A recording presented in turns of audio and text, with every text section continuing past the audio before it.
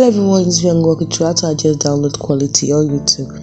First thing is open up your YouTube app, and once you've done that, next you tap on your profile icon at the bottom left, actually bottom right, tap on your gear icon at the top right corner, and then scroll down to downloads, tap on downloads, and then you can see download quality here, tap on it. Now once adjust download quality, you can choose ask each time, or you can choose medium, or you can choose low. It depends on you.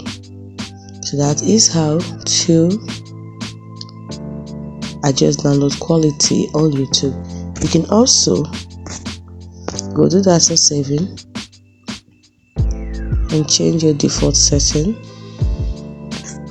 So if you want to reduce it, you can tap on reduce download quality, so it will be reduced every time.